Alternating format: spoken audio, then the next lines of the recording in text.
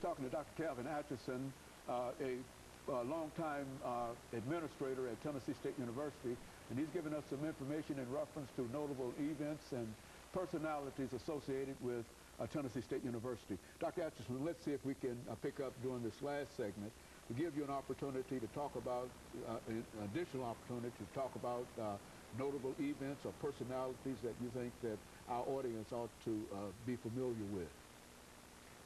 Well, one thing I can say about Tennessee State, when I came, it was Tennessee AandI. I saw so much happen and so many persons who played important roles. Now, this was an institution that afforded opportunity for growth, not only for students, but faculty members who wanted to get involved had an opportunity to learn, because it was an evolving institution. It was a very interesting and dynamic period in which to work.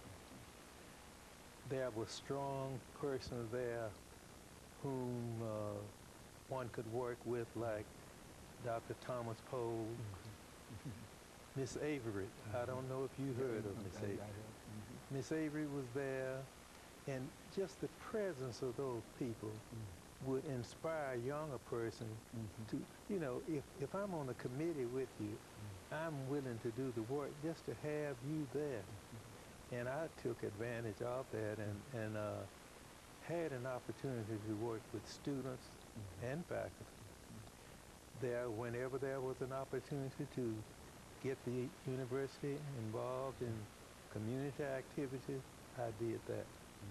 You made reference to the building that was named for me. I have to give Tennessee State University credit for it. Explain that building. Well, this was during the Civil Rights Movement, how I first got involved.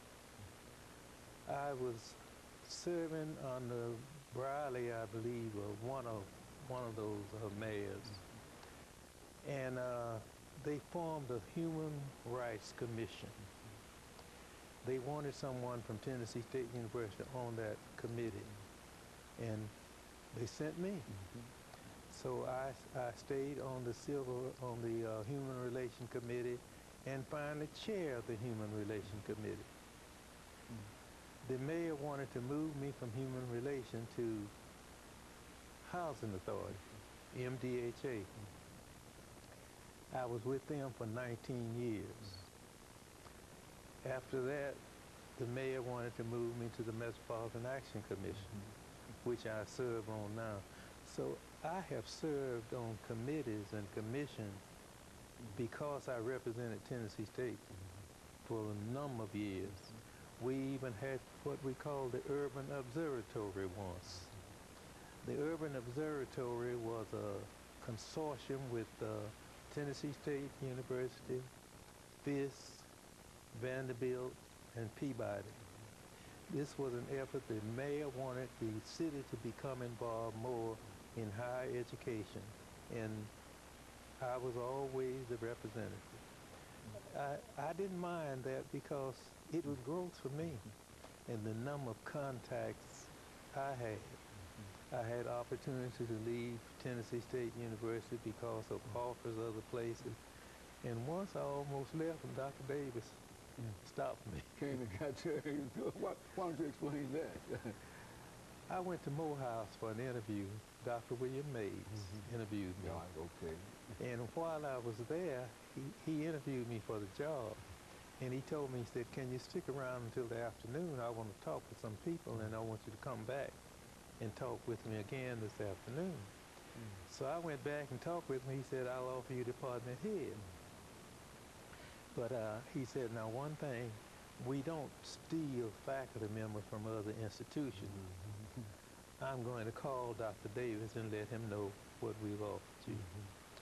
So he did. You know what Dr. Davis did? He called my wife.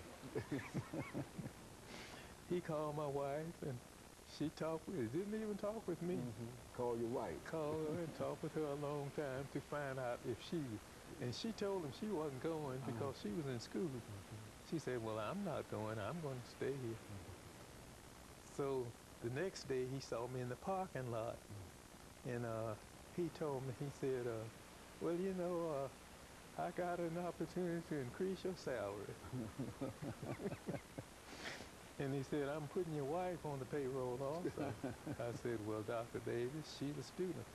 She will be an assistant in the psychology department, he said.